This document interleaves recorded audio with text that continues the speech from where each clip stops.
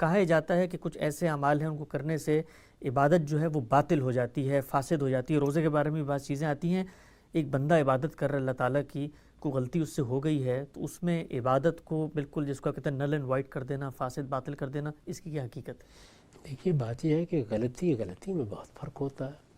ایک غلطی وہ ہے کہ جس میں آپ کا کوئی عمد شامل نہیں ہوتا، یعنی ہو گئی جیسے ہو جاتی ہے۔ چنانچہ دیکھیے کوئی انسان بھول کر کھا لیتا ہے، یعنی اسے یاد نہیں رہا کہ روزہ ہے، یا اور کوئی ایسا عمل کر لیتا ہے جس کا شعور اس کو نہیں تھا، یاد ہی نہیں آیا، ذہن میں نہیں رہا، ہوتا ہے بعض اوقات، بلکہ رمضان کی ابتدا میں یہ تجربہ ہو جاتا ہے بعض لوگوں کو۔ تو اس طرح کے بھولنے پر روزے کو کچھ نہیں ہوتا، نہ وہ فاسد ہوتا ہے، نہ اس میں کوئی خرابی واقع ہوتی ہے۔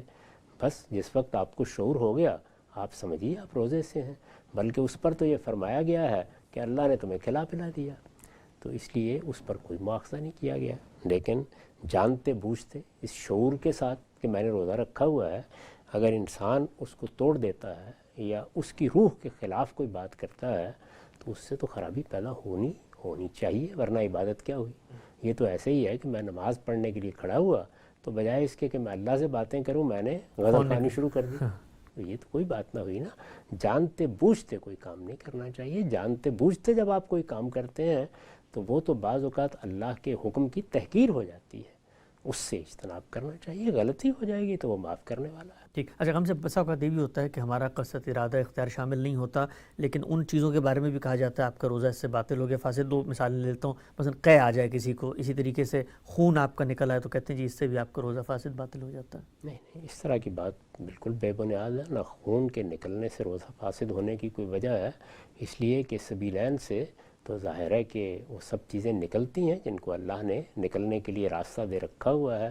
آخر ہم بول و براز کرتے ہیں تو اس وجہ سے اس سے تو روزہ ٹوٹنے کی کوئی وجہ نہیں۔ خون بھی ایسے ہی ہے، کسی جگہ سے اگر کوئی زخم لگ گیا، خون نکل گیا ہے، دھو لیجئے، صاف کر لیجئے۔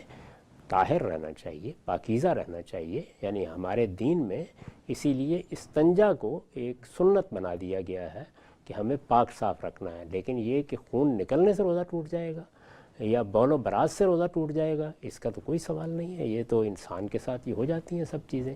کیا آ گئی ہے تو اگر تو کیا اس طریقے سے آئی ہے کہ بس جو کچھ ہوا آپ نے باہر پھینک دیا، کوئی وجہ نہیں روزہ ٹوٹے۔ لیکن اگر کیا آ گئی اور آدمی نے اس کو نگل لیا تو ظاہر ہے کہ یہ چیز روزے کے اصول کے بالکل منافی ہے۔ غلطی سے اس کا کوئی حصہ اندر چلا گیا تو وہ بالکل ایسے ہی ہے جس طرح میں نے پہلے بیان کیا۔ ٹھیک ہے، ہم سے نقطہ آپ نے واضح فرمایا۔